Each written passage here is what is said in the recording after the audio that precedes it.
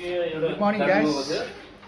Welcome back to my channel. आज चाहिँ अनि डे 2 हो अनि आज चाहिँ टुर अनि जाने छौं अनि आज हामी रोइङमा बसेको थियो। रोइङमा चाहिँ यही हो रुम बस्ने हामी। खै अनि यार रेडी न सबसे भन्दा अगाडि उठ्ने मान्छे अहिलेसम्म रेडी नै भएको छैन त।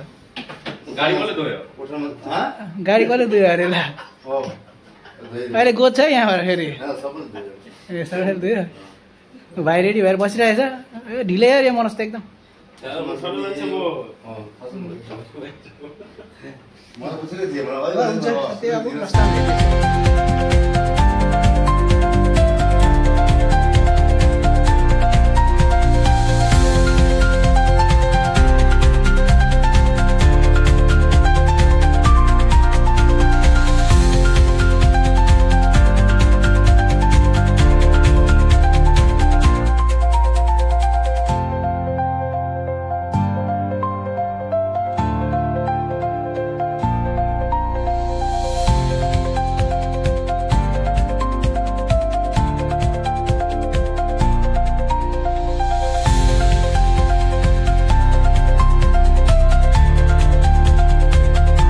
हामी चाहिँ यहाँ आएर हल्का रोकेको हो।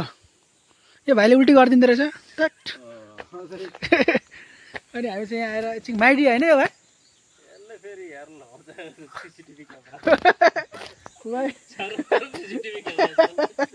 माइडियामा आएर रोकेको यहाँ हाम्रो हल्का एउटा भाइले चाहिँ उल्टी गरिदियो है। उल्टी गर्यो गरे उल्टी गऱ्यो त्यही भएर रोकेको यहाँ। अब हामी यहाँबाट जानु आँटेको यस्तो छ जग्गा चाहिँ। अब गाडी भर्खर गयो हामी पनि जाने अहिले। यस्तो कुहिरो लागेर आम्मा फगी पुरा के हो हाम्रो भाइ उल्टी गर्ने। खै यता अनुहार देखाऊ हेट। अब रास्तामा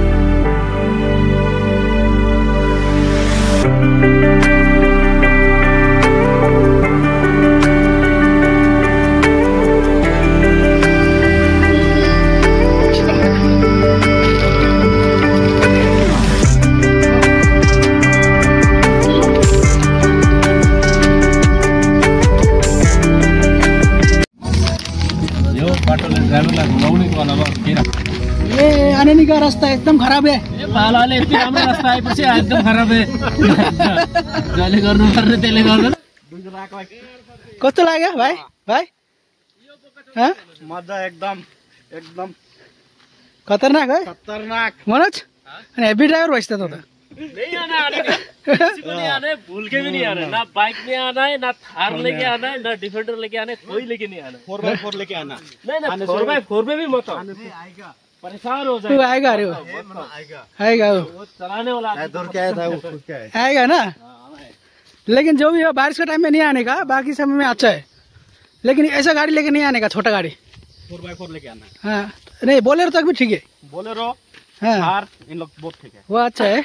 लेकिन क्या लेके नहीं आना मनोज?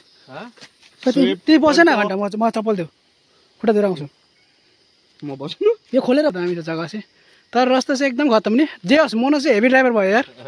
ए घन्टा डेन्जर भयो नि है। यता हेरौँ हेभी ड्राइभरको अनुहार। हेभी ड्राइभर यस्तै छ अब हो। खै चप्पल देऊ त तिमी यहाँ बस्दै गर।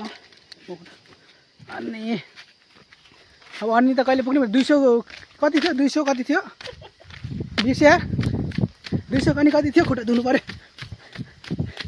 200 मात्रै थियो 200 कनि 16 कति किलोमिटर थियो।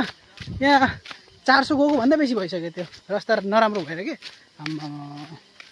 यहाँ खुट्टा धुइदिनु पर्यो। झर्ना रहेछ सानो गाडी ठेलेर जेसीबीले गाडी खुट्टा धुनु पर्यो।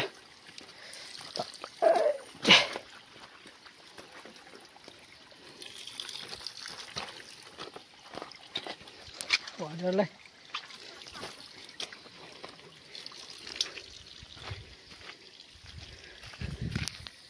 अब रस्तामा अब देखाउँदै जानेछु हजुरलाई के भेट्छ।